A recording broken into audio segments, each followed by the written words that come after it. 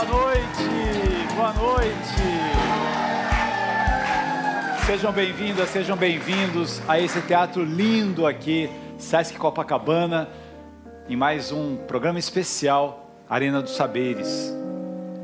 Mãe, são 3 letras apenas, as desse nome bendito, 3 letrinhas nada mais, e nelas cabe o infinito.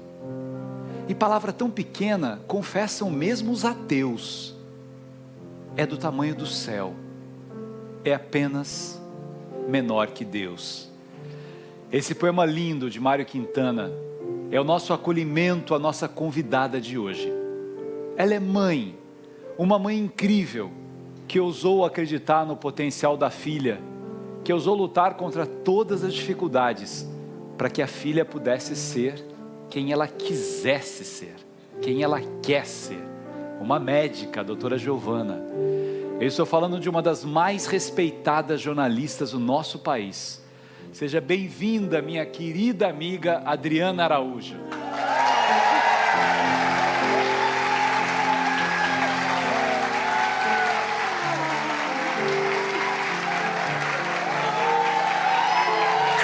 E no terceiro sinal que é aquele momento em que a gente fala sobre arte, sobre espetáculo, nós convidamos um ator que é talentosíssimo. Ele é ator, diretor, escritor, consultor de comunicação, com mais de 52 anos de carreira. Ele atualmente interpreta ninguém menos que o pai da psicanálise, Sigmund Freud. A peça se chama A Última Sessão de Freud. Seja bem-vindo, meu querido amigo Odilon Wagner.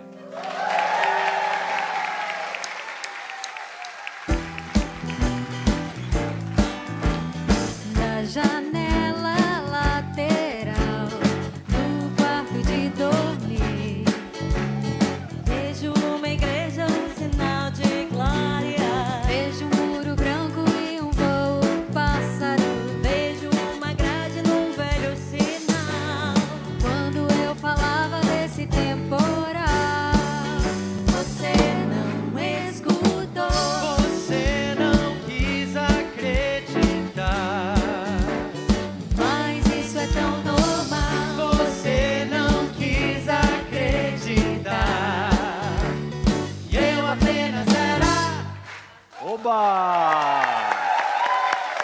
E essa é a nossa banda. Vamos aplaudir o André Poiar, Eduardo, Beto Simões, Julie, André Torquato, Laura, nossa maestra,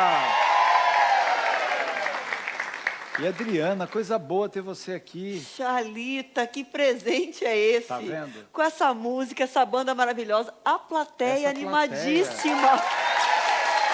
Beijo para todos vocês. Obrigada pelo convite. Só esse texto de abertura, eu falei, ih, vou chorar. Mãe, né? Mãe, que coisa Já linda. me emocionei, né? na chegada. Quem é a mãe aqui? Quem é a mãe aqui?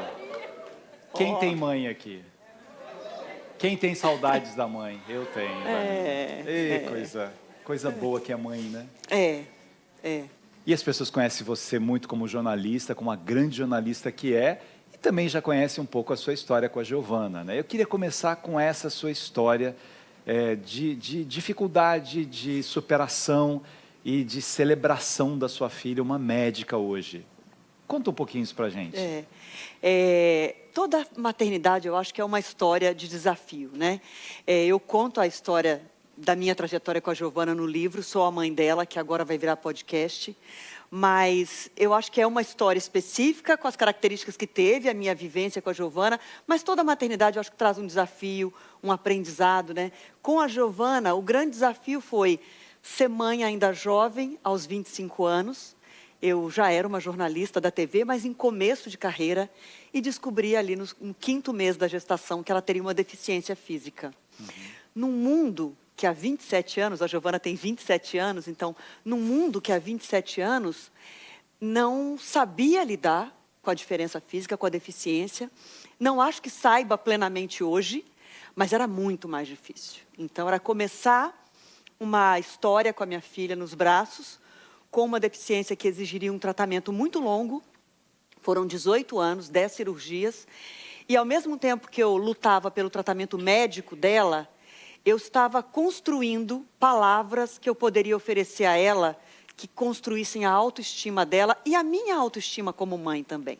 Quando eu escrevi o livro, Xalita, eu entendi que a jornada foi em várias frentes. A jornada médica, a jornada pela autoestima dela, a jornada pela minha autoestima, pela minha construção. E muito dessa construção é oferecendo palavras, né? Com que palavras eu vou lidar com a situação que eu enfrento? E eu acho que, quando a gente fala de mãe, a gente pode escrever vários desafios. Eu acho que ser mãe é também buscar as melhores palavras. O filho começa a traduzir o mundo pelo olhar da mãe, pelas palavras da mãe. E eu acho que ser mãe é também oferecer as melhores palavras. Mãe erra, sempre erra. Quando você oferece presença e busca ser essa mensagem, essa mensageira das melhores palavras, a gente está tentando cumprir a missão da melhor forma. Então vamos começar vendo a Giovana, para a gente conhecer a Giovana. A Giovana fez um vídeo para você. Não. Oi, mãe, passando para te dar um beijo. Eu e a sua segunda filha, Bisteca, que nem todo mundo conhece, mas também é muito amada. Dizer que tô animada para ouvir sua conversa com o Xalita, que é um privilégio sempre acompanhar você na sua carreira e poder ouvir você e sempre aprender com você. E um beijo grande também pro Xalita, que é um grande amigo nosso, né? Que estamos sempre pensando nele. Beijo para vocês. Essa é a doutora Giovana. Adriana, eu acho que tem uma coisa legal da história, que é, primeiro, o preconceito da própria família, né? Eu tive um irmão com Down, com síndrome de Down. Eu lembro minha mãe contando que ela chorava muito no começo, e não é por falta de amor pelo meu irmão, é pela preocupação do sofrimento dele, de como é que, naquela época, a sociedade ia tratá-lo. No caso da Giovana, que tinha questões mais físicas, mesmo assim, você teve dificuldades com a sua família, né? Sim, tem o início, tem medo, tem susto, tem uma sensação muito grande de culpa da mãe, porque eu acho que ela é imposta de alguma forma às mães de pessoas com deficiência, e a sensação de, será que eu vou dar conta?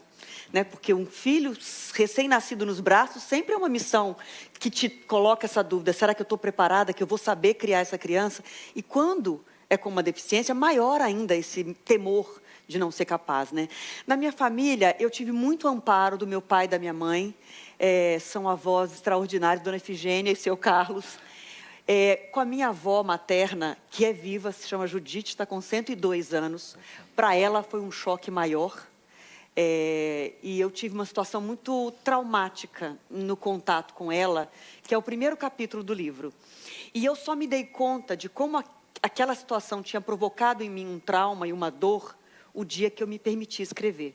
Eu falo que, antes de tudo, escrever foi um ato terapêutico, foi assim, um processo terapêutico para mim. Porque um belo dia eu sentei na frente do computador e falei, bom, se eu tivesse que contar a minha história, a minha jornada de mãe com a Giovana, eu começaria por onde?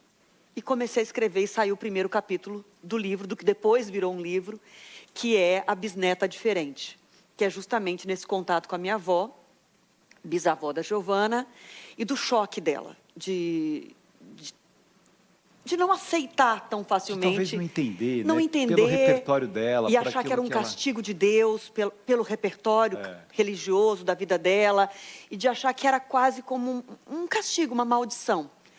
E eu sufoquei aquilo durante muito tempo, e o dia que eu escrevi, que eu me permiti escrever, foi a primeira coisa que eu escrevi, e eu chorei muito. E eu me dei conta, então, que faltou um acolhimento, não por maldade da parte dela, mas por ela também, talvez, estar assustada naquela condição de uma bisavó, da primeira bisneta que nasceu com uma deficiência na família, e de não ter conseguido me acolher quando eu precisava de colo. Eu era foi essa mãe, frase forte dela, né? ela falou, ela falou assim, eu nunca imaginei que eu ia ter uma neta desse jeito. Eu, quando li o livro, problema. Me tocou muito essa fala. Imagina você, a mãe, né, ouvindo isso da sua avó também, né? Eu estava do lado da minha mãe, era a primeira, ela estava conhecendo a Giovana nesse dia, e na saída dessa visita, ela demonstrou toda a tristeza dela. E falar, eu nunca esperei ter uma neta desse jeito, com problema. E quando você escuta você já está muito fragilizada, porque a Giovana tinha poucas semanas de nascida. Você já está muito fragilizada e você fica sem rumo, até sem resposta. Eu lembro de falar, e ela falou que ia rezar para a Giovana, para acontecer um milagre. E a Giovana tem 2 dedos na mão direita, ela falou, eu vou rezar para nascerem dedos na mão dela. Então, nessa frase, você também entende que ela não tinha um repertório que não pudesse... era falta de amor, Não era mais o susto, o medo, né? E eu lembro de responder assim, foi a única frase que eu achei dentro de mim, eu falei, eu não rezo para esse milagre. Eu vou rezar para outro milagre. Eu vou rezar para o milagre de que ela cresça, que eu tenha a capacidade de oferecer para ela o melhor tratamento possível e que ela cresça feliz e que ela seja feliz do jeito que ela nasceu. E assim, não houve uma briga, não houve uma discussão, mas houve de alguma forma, um trauma em mim, de não ter encontrado acolhimento naquele momento. E eu profissionalmente, o mundo me afastou dela. Eu saí de Belo Horizonte pouco tempo depois, fui morar em Brasília, depois fora do Brasil, aqui em São Paulo, lá em São Paulo. Enfim, e eu acabei geograficamente me afastando dela. Mas o dia que eu escrevi, eu entendi que não era só uma distância geográfica, que havia uma distância por esse momento que eu esperei um colo e não recebi. E aí eu sempre também enxerguei o livro como uma jornada para rever esses sentimentos, para me permitir rever, e também uma jornada de gratidão e perdão. E agora, com o podcast, eu fui me encontrar com ela, e a gente conversa, e tem uma gravação com a minha avó nesse podcast, que é uma senhora de 102 anos, engraçada, já não está escutando tão bem, mas a gente conseguiu conversar. E eu me sinto muito leve hoje, porque assim, eu entendo... E ela tem a compreensão de tudo que a Giovana passou, onde a Giovana está, que ela é médica, ela entende bem isso? Ela assim, entende. Ela entende. E a gente teve uma conversa muito sucinta, para não cansá-la, então foi uma gravação muito breve. Mas, num determinado momento, eu perguntei para ela se ela se lembrava. E ela falou, a senhora se lembra como a Giovana nasceu? E ela falou que lembrava e que ela tinha ficado muito preocupada. E ela falou assim, eu rezei muito, minha filha, eu rezei muito. E eu consegui falar para ela, suas orações deram muito certo. E deram certo, sabe assim? E eu consegui passar por essa jornada em que eu precisei rever essa dor que eu senti, esse afastamento que acabou acontecendo e buscar por ela, para dar notícias da minha filha. E assim, não é que a gente não conviveu durante 27 anos, a gente se encontrava. Mas sabe quando falta você solucionar dentro de você essa dor? Então, assim, não existe mais dor alguma. Você sabe que, assim, eu converso bastante com a Giovana sobre isso. Porque, às vezes, você dá uma opinião, um conselho, numa encruzilhada, numa situação, você opina de uma forma e depois eu acho bom voltar à conversa e falar assim, escuta, é uma opinião. Não é, porque mãe tem esse lugar, né? O lugar da conselheira mor, né? A pessoa que vai te falar a verdade. O que ela te disser tem quase um poder de lei, né? E não pode ser assim também, é um exagero, eu acho. Então, quando você está com um filho bebê no seu colo e você tem que guiar nos primeiros anos, você tem essa responsabilidade de se analisar para ver se você de fato está oferecendo as melhores palavras. Mas quando você tem uma filha adulta, e a minha é uma doutora recém-formada, quando eu dou uma opinião, depois eu falo assim, será que eu fui enfática demais na minha opinião e a minha opinião parece quase uma determinação? E eu falo, olha, é só uma opinião, é só uma pessoa jornalista que não é médica, porque é isso, porque mãe não é a dona da verdade, né? Não é a lei, né? Mas às vezes pode parecer. Você está falando isso, eu estou me lembrando de uma história com a minha mãe. Eu amei profundamente a minha mãe, tenho uma saudade imensa dela. Escrevi um livro sobre ela quando ela fez 70 anos. Minha mãe perdeu 2 filhos, então eu acabei virando meio pai da minha mãe no final. Tal. Mas eu me lembro de uma história, André, você que é um antropólogo. Eu tinha uns 26 anos, aí eu tive um convite para trabalhar na Espanha, para dirigir, inclusive, um departamento de metafísica de uma universidade na Espanha, que era um super convite e tal. E eu já, quando saí do interior e fui para São Paulo, minha mãe ficou, né, aquela coisa, minha mãe era muito chantagista, assim, tal. Aí era a época da secretária eletrônica, lembra dessa época? Não tinha celular, era um outro tempo. E eu chegava em casa e recado da minha mãe, filho, te amo muito, tudo bem, filho? pergunta para eles se seu pai ficar doente, acontecer alguma coisa, porque seu pai é bem mais velho, se eles pagam a passagem para você vir, ou nem para se despedir do seu pai você vai poder. Mas se você quiser ir, vai, filho. Vai morar lá, vai atrás do seu sonho. Eram 4 mensagens, assim, filho, eu me arrependi do que eu falei, seu pai está bem, mas na idade dele, alguma coisa pode acontecer, né? Não é por mal, né? Ela já estava com saudade antecipada. Mas é interessante isso, né? Que às vezes o amor, eu fico pensando assim, poxa, deveria ter ido, não deveria ter. Quando você, né, faz uns olhares para os seus passados, né? Tem momentos na vida que você fala, eu escolhi por esse caminho, quem me influenciou, quem foi de um lado ou de outro, né? Mas é o que você diz, é legal quando a mãe também tem essa consciência, né? O meu filho não é para mim, ele é para a humanidade, né? Não, e você está contando essa história, e eu estou me lembrando da minha mãe, Dona Efigênia, e que como o olhar da mãe é um olhar tão marcante na sua vida ao longo da vida toda, né? Da vida toda. Em alguns momentos da minha profissão, que tem desafios maiores ou que, enfim, alguma cobertura é muito especial, quando eu volto, eu quero ouvir a opinião da minha mãe, porque ela assiste tudo. E eu falo, e aí, mãe?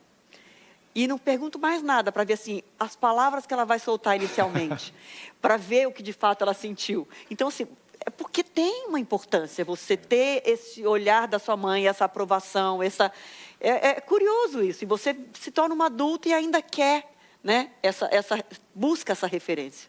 Eu fazia os livros infantis e lia para minha mãe, né? E aí, quando ela ficava muito triste no final da história, você não vai fazer isso, né? com alguma personagem. Eu falei, mas por quê? Não, o menino entra no pântano, ele vai morrer? É isso que você está dizendo? Eu falei, então eu vou trocar o menino, eu vou colocar um bezerrinho, porque aí vai salvar. E era tão legal isso, né? Eu lembro quando eu fiz o primeiro livro, minha mãe não estava mais, né? Coautora.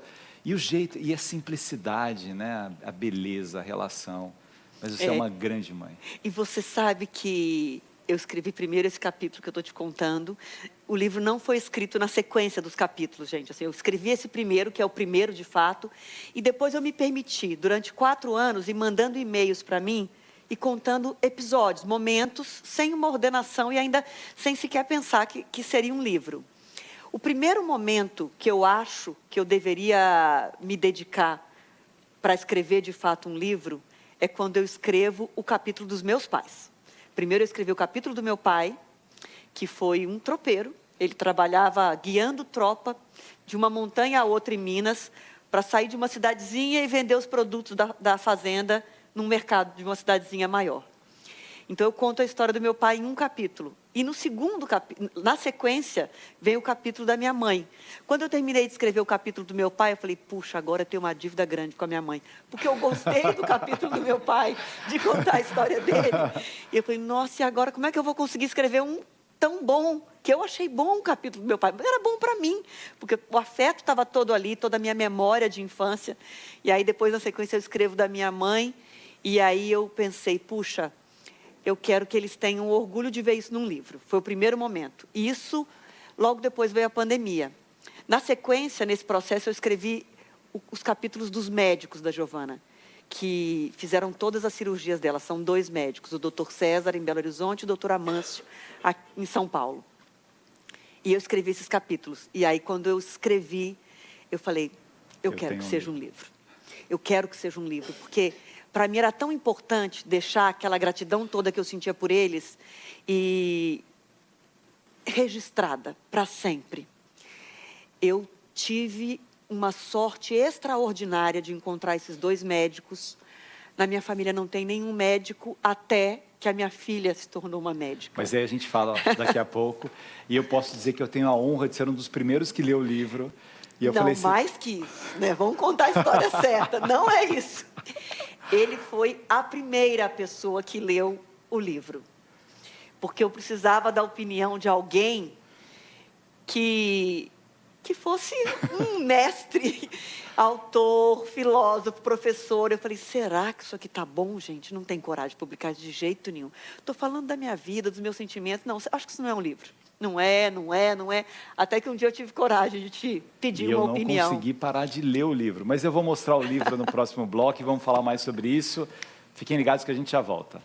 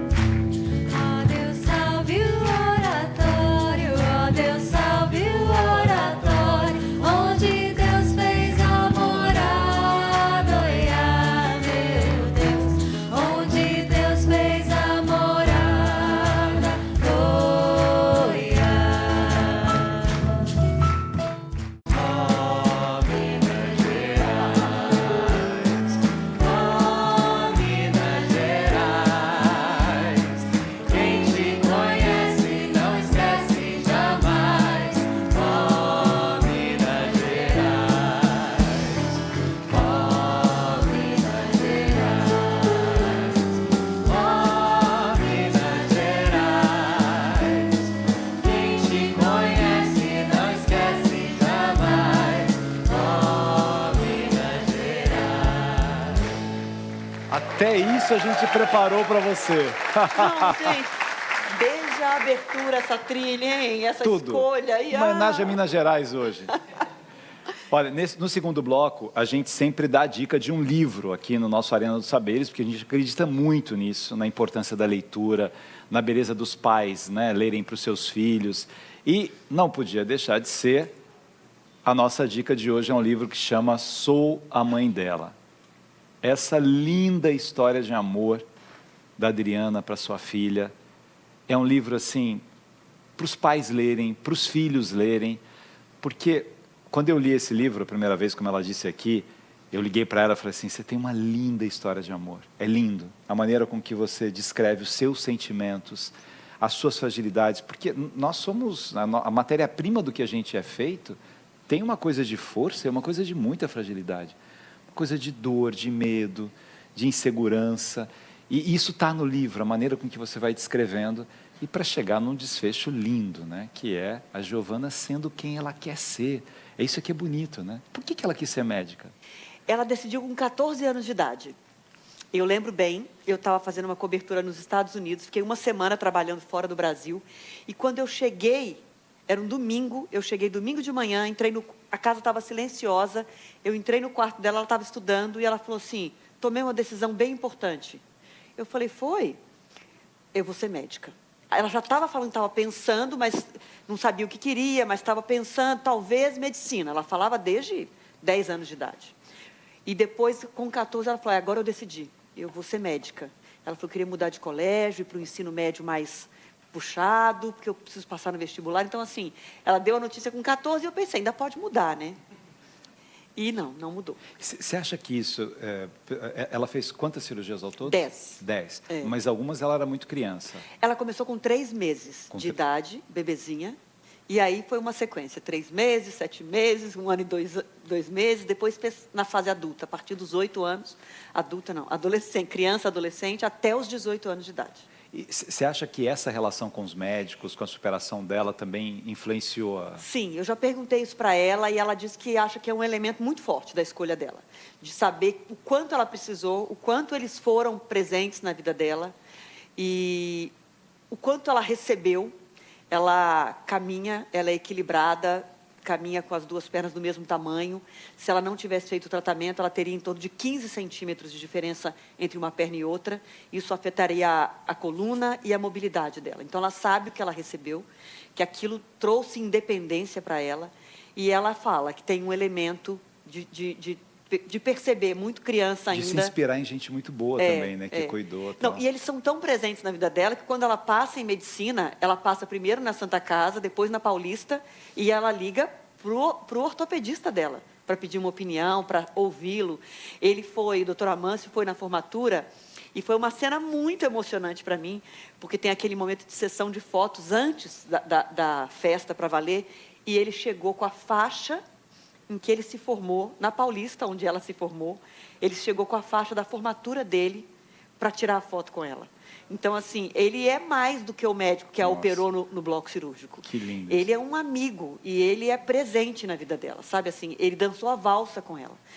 Nada disso está no livro, né? Porque o livro foi antes disso. No podcast a gente está contando. Mas, assim, nem no melhor roteiro que eu pudesse sonhar, eu teria aquela cena diante dos meus olhos, vê-la dançando de salto alto com o ortopedista que fez as cirurgias, as mais difíceis. Então, assim, para mim foi muito emocionante e ele é muito dedicado a ela. Isso é tão lindo para o médico também, né? A compreensão de que pela ciência, pelo meu trabalho, pelas minhas mãos, pelo meu afeto, eu pude realizar isso, né? Eu acho que a Giovana teve exemplos com o Dr. César e com o Dr. Amâncio de profissionais que ofereceram mais do que o conhecimento científico, mais do que a técnica cirúrgica. Eles ofereceram muito isso, porque são especialistas muito respeitados. Humanidade. Afeto. Agora vamos ouvir um cara que é apaixonado pela Giovana e é muito apaixonado pela Adriana. Oi, lindona. Tudo bom? A produção me pediu para fazer esse vídeo e relembrar de algum momento especial que a gente viveu. Infelizmente eu não vou falar de um momento, porque todos os momentos são muito especiais com você. Para quem não convive com a Adriana, Ela é uma pessoa que transmite, leva muita paz e muita serenidade para os lugares onde ela está. Eu, você, a Jojo, os cachorros e a Bisteca. Ó, o Pudim até latiu ali. O Zeca e a Amora. E tudo que a gente conquistou e viveu em todos esses anos que a gente está junto, né? Foram anos de muito crescimento para todos nós, sem dúvida nenhuma para mim, e essa foi a grande escolha da minha vida. Um beijo para você, te amo muito, se cuida. Te amo. E esse cara... Não gosta de aparecer. Esse cara não gosta de aparecer, ele Não. é um grande assim, pensador da comunicação e tal, ele só fica nos bastidores. E ele me falou que você foi duro na queda, que ele queria, porque queria, se apaixonou por você e você não foi fácil. Não, sabe o que é? Eu vou contar. Eu era mãe solo até conhecer o Chico, que se tornou o pai da Giovana. Eu não tenho nenhuma dúvida disso. Que ela escolheu ele para ser pai e ele escolheu a Giovana para ser a filha dele. Só que quando você tem uma filha e você é a única responsável por tudo, pelas decisões médicas, no caso da Giovana, pelas decisões para educá-la, pelas questões financeiras, você acredita que não existe essa pessoa, né? Não vai aparecer um homem que vai se ter tornar essa compreensão pai, também, ter essa né? compreensão, que não vai disputar espaço com ela, porque eu acho que toda mãe solo, depois quando vai viver um outro relacionamento, ela enfrenta esse dilema de encontrar alguém que compreenda, né? Você não tem a agenda liberada para viagens, para programas. Então eu não achava que essa pessoa existia. E o Chico chegou ainda com um componente a mais para me colocar medo. Ele é 10 anos mais jovem do que eu. Então, quando a gente se casou, eu estava louca. Literalmente. Eu brinco que eu casei doida. Eu tinha 34 e ele 25. 24 para 25, a diferença de 9 anos e 8 meses. Então, ele era muito novo. Hoje eu penso, eu estou com 52 hoje, ele vai fazer 43. Mas ele parece muito mais velho. Chico, que fique claro isso. Mas não há dúvida que ele parece muito mais velho. Não, mas você imagina, eu me casar aos 34 com alguém de 24. Com a filha. E com uma filha com 8 para 9 anos. Quando eu penso, eu falo, realmente, eu estava bem corajosa naquela época. Mas, assim, em um ano de convivência, eu efetivamente vi que ele construiu, não só comigo, uma história de amor, mas com a Giovana. E essa relação, ela se constrói, né? A cada dia, a cada nova fase. E depois de algum tempo, já casada com ele, eu consegui me afastar da cena, assim, sabe? Quando você consegue dar uns passos para trás e olhar os dois, e olhar o brilho do olhar dele para ela e dela para ele, e pensar, essa história existe e não depende de mim. Ele não é o pai da Giovana porque ele me ama. E isso inclui também amar a Giovana. Ele ama a Giovana. E sentir esse amor é muito emocionante. Eu tenho certeza absoluta disso, porque eu tive inúmeros momentos em que eu senti esse amor na troca de olhar entre eles, em todas as vezes que eles sentam para cantar juntos. E ela encontra nele coisas que ela não encontra em mim. E isso é maravilhoso, né? Isso é construir uma família. É que eu não tinha essa experiência. A minha experiência era uma mãe solo de uma menina, e aquele desenho parecia que seria só aquele desenho para sempre. Ele é uma surpresa extraordinária na minha vida. E você sabe que é uma coisa muito legal, que vale para os casais isso? Acho que a coisa mais bonita da relação de vocês é a palavra que se chama admiração. A maneira com que ele vê você perguntando aquilo, a seriedade com que você leva um tema para o jornalismo, né? Que é impressionante. A sua carreira é belíssima, a coerência, a maneira com que você busca as informações, você sabe o poder que você tem nas mãos quando você está num telejornal, que você vai entrar na casa das pessoas, então você toma o maior cuidado com cada informação que você vai colocar ali, e ele olha assim para você e fala assim, nossa, ela é impressionante, né? Isso é tão legal, né? A gente troca muito, assim, ele é um conselheiro, um parceiro, eu dou opinião nos roteiros que ele escreve, nos trabalhos que ele faz, e ele também sempre acompanhando muito de perto. Ele, por exemplo, é a pessoa que disse, vamos fazer um podcast do livro, conte o que veio depois. Ele incentivou muito, eu achava que a jornada do livro se encerrou na escrita do livro, e ele sugeriu e foi atrás, ele é o produtor do podcast. Então, assim, eu acho que a gente tem uma troca. Finalmente ele está trabalhando. Ele trabalha muito. Ele trabalha muito no Brasil inteiro ainda, né? Viaja muito, né? Eu acho que também tem isso, assim, nós não somos donos um do outro. E isso a gente tem uma certeza de que ninguém é dono uma parceria, do outro, né? desde o começo. Então, eu quero que ele viaje, que ele aceite trabalhos onde ele precisar de aceitar, que ele conquiste o mundo. Ele também quer que eu faça tudo. E a gente se encontra nesse lugar de um torcer pelo outro, um desejar que o outro crie coisas, e, enfim, eu acho isso bom. Não é um relacionamento apegado ao estar o tempo inteiro junto. Tanto que nos primeiros anos de casamento, cada um morava num país. Ele morava nos Estados Unidos, eu aqui, depois ele veio para o Brasil, eu fui para os Estados Unidos, depois ele para a Venezuela e eu para Londres. Então, a gente nunca fez disso um tipo, problema, vai dar errado. Né? Porque se não estiver junto e conectado o tempo inteiro... Tinha um laço do amor unindo. Eu acho que é isso, assim. Vamos sair do amor paixão para o amor amizade. Temos um depoimento de uma amiga sua. Opa! Querida! Tô aqui para dizer que a Adriana é minha família em São Paulo. A gente é amiga desde Brasília, são muitos anos e melhor não fazer conta. Mas a gente tem uma curiosidade. A gente se mudou para São Paulo no mesmo ano, foi em 2006. E isso uniu muito a gente.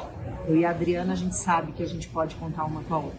Eu sou madrinha de casamento da Adriana e do Chico. É uma história linda de amor e de encontro que eu me orgulho muito de fazer parte dessa história. Então, assim, a Adriana é minha amiga, família, amiga e irmã. Te amo, viu? Um beijo. Também amo muito, muito, muito, muito. Coisa boa que é amizade, né? Nossa. Coisa linda. E a Evane é jornalista também.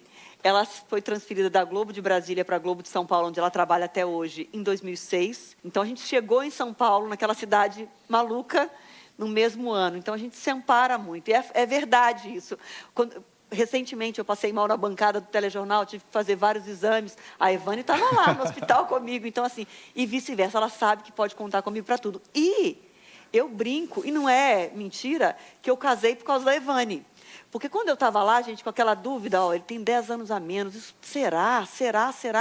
E ele insistindo no pedido de casamento dele, a Evane falou assim, minha filha, está esperando o quê para viver essa história? Casa logo! Adriana, só vou dizer uma coisa, ainda bem que era a Ivane e não era o André te aconselhando. Imagina, eu ia dar o mesmo conselho, falando, vai viver essa vida, mulher, tá certíssima. Laura, você se lembra... Você se lembra, Laura, que ele deu um depoimento aqui dizendo que era contra o amor, que não sei o quê. Eu me lembro. Eu acho que ele está repensando. Ele está repensando. achei Olha, também. André. Com essa história lindíssima, a gente repensa o amor. Muito bom.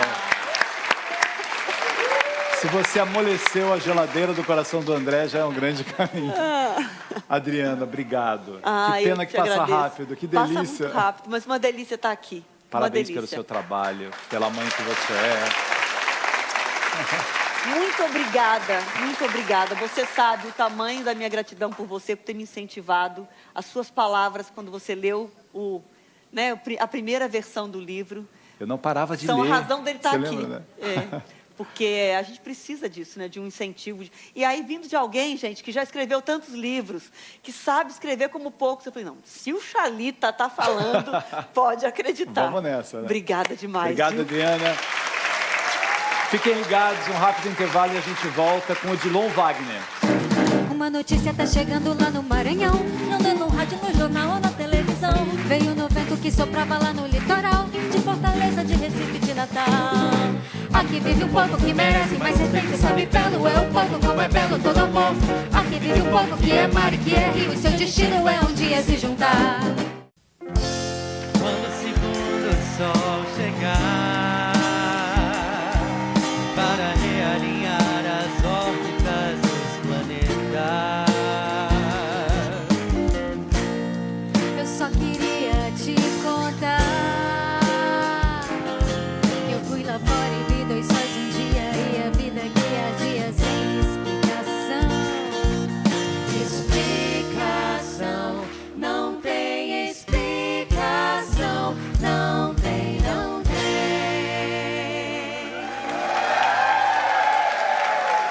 Muito bem, estamos de volta aqui nesse teatro, nesse lugar sagrado que é o Sesc de Copacabana, nessa parceria muito legal entre o Sesc Rio de Janeiro e a TV Cultura de São Paulo.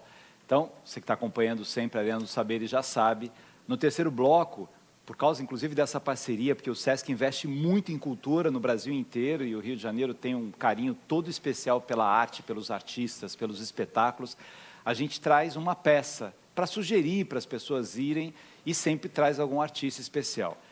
Esse cara é muito especial, não só por aquilo que ele faz no palco, que ele faz na televisão, que ele faz na vida como ator, como produtor, como diretor, mas a preocupação humana que ele tem, a preocupação que ele tem com a classe artística, com as outras pessoas. Então é uma honra a gente receber aqui hoje o Odilon Wagner. Seja muito bem-vindo. Muito obrigado.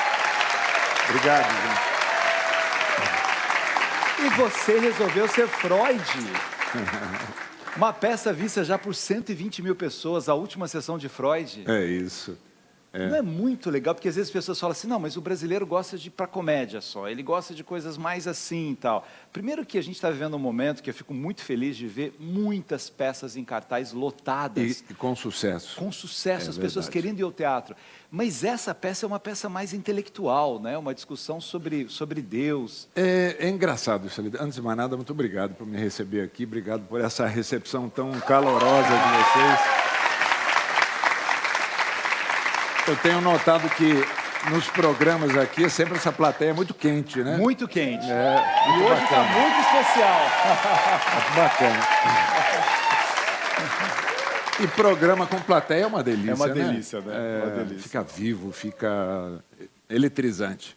Mas, sim, a última sessão de Freud é um texto que reúne o Freud, o pai da psicanálise, com o C.S. Lewis, que é um autor, literato, escreveu Crônicas de Nárnia. Muitos os jovens conhecem. O Freud é ateu, o Lewis um crente devoto, um homem que era ateu também, mas que se converte ao cristianismo e se transforma num dos maiores defensores da fé cristã. Muito bem. São dois homens brilhantes do século XX, duas mentes brilhantes que mudaram o pensamento científico, filosófico do século XX. Mas, no entanto, a peça é absolutamente popular. Você assistiu, você viu que a linguagem é acessível. A reação é maravilhosa das pessoas. Também, porque eu acho que a grande questão da comunicação, de um modo geral, e do teatro, é quando a gente faz peça para quem? Para o público. Então, se eu faço uma coisa hermética demais, ou fechada demais, ou intelectualizada demais, é uma peça para poucos. Mas a gente pensa em fazer sempre peça para muitos, né? Para o maior número de pessoas possível. E quem é que já não parou para pensar? Deus existe? Existe? Tem gente que acha que não. Os ateus. Mas, Odilon, você sabe... Sentido da vida. Você sabe que até grandes religiosos tiveram dúvida. Santa Maria Teresa de Calcutá, por exemplo, diante da miséria, fala, mas o senhor existe mesmo? Por que tanta miséria? Por quê? Então, assim, é uma angústia interessante, é um pensamento interessante. O Papa Bento, né, que era um Papa até mais conservador, quando ele vai em Auschwitz e vê aquele campo de concentração, ele fala, onde é que estava Deus? Onde que essas pessoas morreram? Onde é que você estava nessa hora? Ele onde é que você pergunta estava nessa hora? O Papa perguntou. Esses questionamentos são questionamentos humanos. Olha, Deus existe ou não, vida após a morte, sentido da vida, o que a gente está fazendo aqui, são os temas que a gente debate nesse espetáculo, a última sessão de Freud. Que o Freud, sendo ateu, ele questiona o Lewis para saber o que ele acha disso tudo, né? Ele quer entender como que ele era um ateu como o próprio e, de repente, muda assim de uma hora para outra. Mas esse não é um tema que todo mundo, uma vez na vida, pelo menos para pensar? Às vezes, quando pede alguém, né? Assim, você morre o pai, você fala, onde é que meu pai está agora? Meu pai está aqui vendo. Jesus falava que na casa do meu pai há muitas moradas. Isso. Como é que será que é essa morada? O que acontece? Então, são interrogações profundas. Tanto é que a filosofia grega, né, os pré-socráticos, eles nascem disso. Para onde vamos? Para onde vamos? Para depois que eles vão de onde viemos, né? Então, eu acho que esse talvez é o elemento mais interessante da peça, é a acessibilidade é um texto absolutamente fácil, porque a historinha não é uma aula sobre nenhum nem outro. É uma historinha desses dois homens conversando. E você sabe uma coisa engraçada aqui? Você falou, né, que mesmo os religiosos têm esse sentimento em relação à existência ou não de Deus. A gente sempre faz um debate uma vez por semana no próprio teatro, em geral, no primeiro dia da semana, ou na quinta, ou na sexta-feira, e a gente convida sempre, porque um psicanalista, representando o pensamento freudiano, e um religioso. E já convidamos psicanalistas de diversas correntes, religiosos também de diversas correntes, padres, pastores, rabinos, pai de santo, já foi de tudo. E para todos a gente perguntava, tem certeza da existência de Deus? Para os religiosos. E 99,9% dizia não. Olha que coisa engraçada. E era meio... A gente esperava que ele dissesse sim, evidente. Mas um apenas, até hoje, um pastor, se eu não me engano, ele era presbiteriano, do interior de São Paulo, ele falou sim. Mas como é que você tem certeza? Deus não é comprovável cientificamente, né? Ele diz assim, quando eu vejo a compaixão dos homens com os homens, a empatia, o amor ao próximo, aí eu enxergo Deus. Falei, bom, mas isso é uma percepção linda, mas não é uma prova científica, mas é uma percepção linda. Mas é uma percepção da existência de Deus. E para cada um de nós, ela é diferente, a noção do divino é diferente, né? Você sabe o que eu achei interessante? Quando eu fui com alguns amigos, né, eu fiquei depois, que eles queriam saber se Freud pensava assim, se era isso mesmo. Fora as pessoas que entram no Google depois da peça, para ver, né, o que Freud pensou mesmo, como é que desenvolveu. Porque as pessoas citam Freud de frase, mas... pouca gente leu, quer dizer, muita gente leu, mas aquelas pessoas, o Mau Estado da Civilização, a obra da psicanálise. E é legal quando as pessoas vão a uma peça, um tema desse, né, que é sério, que você faz divinamente, a peça está incrível, né? E ela sai com a cabeça assim, né? E eu lembro que comentando, eu falei assim, Freud diz uma coisa tão incrível num determinado momento, quando ele fala das três grandes dores, né? Você tem uma dor das mudanças da natureza, que pode causar dor nas pessoas, né? Um maremoto causa dor, uma tempestade. Você tem dor pelo tempo. O envelhecimento, ele traz algumas dores, né? Doenças, tal. Agora, a terceira dor é a dor que um ser humano é capaz de causar a um outro ser humano. Se a gente pensasse um pouco nessa dor, talvez a gente tratasse melhor os seres humanos. Eu falei, eu dizendo para os meus amigos, isso só escreve quem acredita em Deus, em alguma maneira. Então não significa que ele também não... Você sabe que é interessante você falar isso, porque para todos os psicanalistas também, os mais puros, eu perguntava, mas Freud hoje seria ateu? Isso é ilação, não sei o quê, isso o pessoal não... Mas assim, ele se correspondeu durante a vida toda com um pastor protestante suíço, e o Pfister. E as cartas, esse é um livro lindo também, as cartas que Freud e Pfister trocaram. E a vida toda falando sobre essa questão, debatendo essa questão da religião, da existência ou não de Deus. E Pfister, numa das cartas, ele fala assim, mas o senhor não é ateu. Porque se eu fosse ateu, a sua humanidade, ele quis dizer assim, a forma como você trata o mundo, como você se interessa pelo próximo, isso é o maior exemplo da espiritualidade possível. Freud era contra as religiões.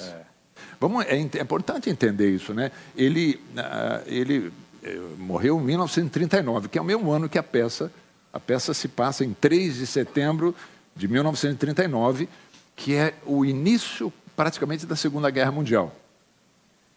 Um país, a Alemanha nazista, invadindo a Polônia. Ele tendo que fugir. Ele foge, ele tem que fugir da Áustria, vem para a Inglaterra, porque começam a perseguir ele e a família dele. Então, existe uma razão até histórica para ele ter esse problema com as religiões. Porque a igreja, naquele momento, a igreja católica naquele momento, lá na Áustria, um país que adotou, era muito simpático ao nazismo. Eles receberam com festa os nazistas, né? Foi uma... E o Papa de então era muito... próximo, vamos dizer assim, desse governo austríaco. Então, a perseguição, o Freud era judeu, e naturalmente ele sofreu uma pressão muito grande por essa perseguição. E, ao mesmo tempo, o pai dele era um judeu ortodoxo, que também impunha uma religião muito dura, muito firme em casa. Então, ele ficava dividido com isso.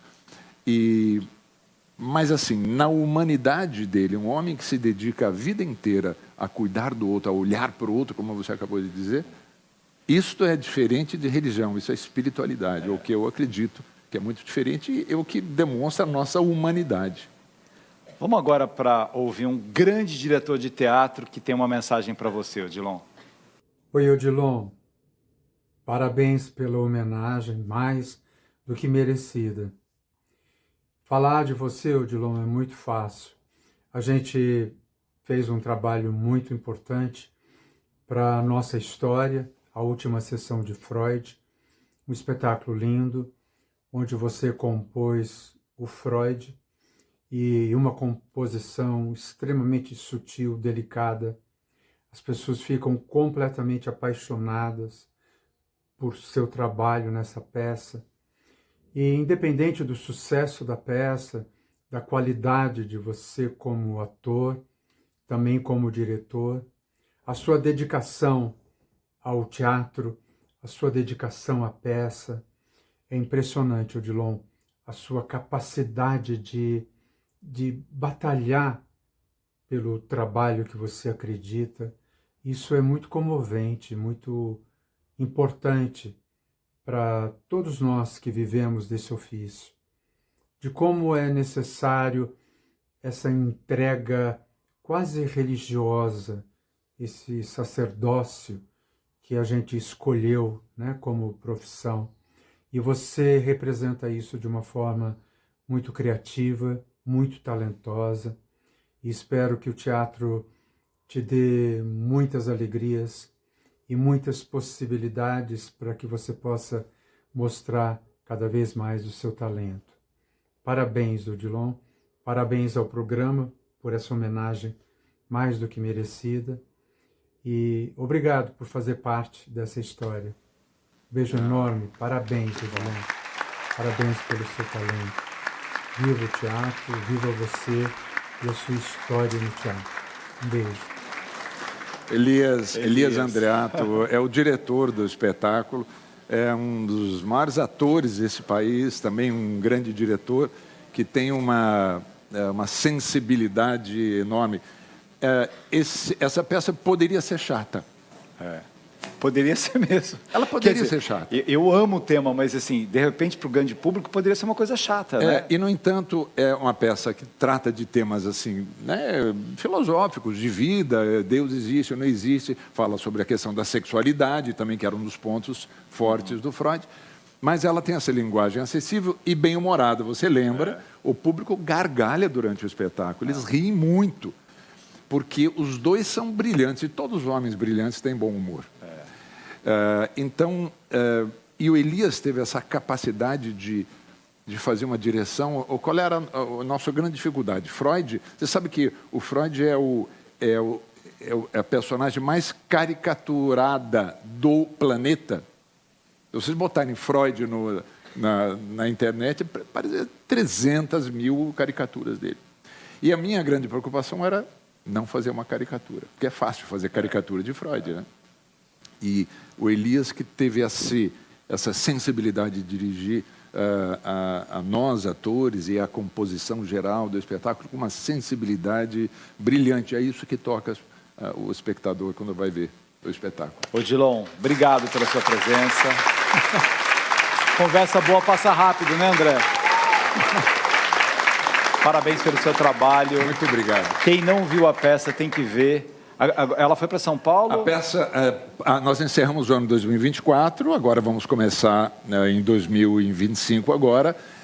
No comecinho do meio do semestre vai estar de volta a São Paulo, mas vamos viajar, vamos estar em turnê, como estivemos nos últimos 2 anos e meio. Vamos a Recife, vamos a Goiânia, vamos a Brasília, interior de São Paulo, e mais uma temporada, a 6ª temporada em São Paulo. Então fiquem ligados aí, acompanhem do Brasil todo quando tiver essa peça, vale muito a pena. 120 mil pessoas já viram, mais 120 mil pessoas verão o ano que vem. E completamos 300 apresentações no final de 2024. Isso é agora. incrível. Vida longa ao teatro. Muito obrigado. Obrigado, Odilon. Muito obrigado. Obrigado a essa plateia linda que veio aqui. Obrigado, João. Obrigado, banda. Obrigado a você que dá autorização para a gente entrar na sua casa, fazer parte da sua vida nesse Arena dos Saberes. Tenho certeza que a gente deu uma contribuiçãozinha para a sua vida essa semana, e semana que vem a gente se encontra aqui em mais um Arena dos Saberes. Boa noite.